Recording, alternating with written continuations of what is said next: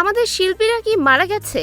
এমন প্রশ্ন তুলে সামাজিক যোগাযোগ মাধ্যমে আলোড়ন সৃষ্টি করেছেন চিত্রনায়িকা মাহিয়া মাহি। মঙ্গলবার নিজের ফেসবুক অ্যাকাউন্টে দেওয়া এক স্ট্যাটাসে তিনি শিল্পী সমাজের নীরবতা নিয়ে ক্ষোভ প্রকাশ করেন। শিক্ষার্থীদের চলমান আন্দোলন এবং বন্যা কবলিত মানুষের দুর্দশার প্রসঙ্গ টেনে শিল্পীদের প্রতিবাদে নামার আহ্বান জানান মাহিয়া মাহি।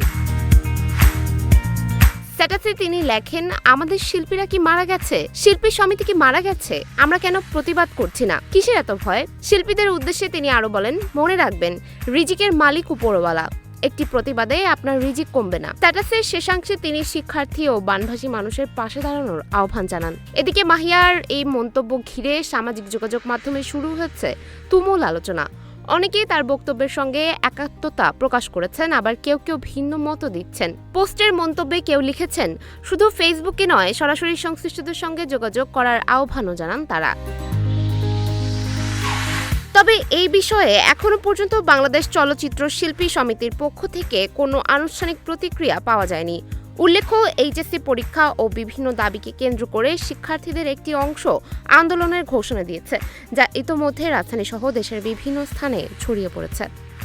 সুমাইয়া হক তন্নি, নিউজ ফ্ল্যাশ 71।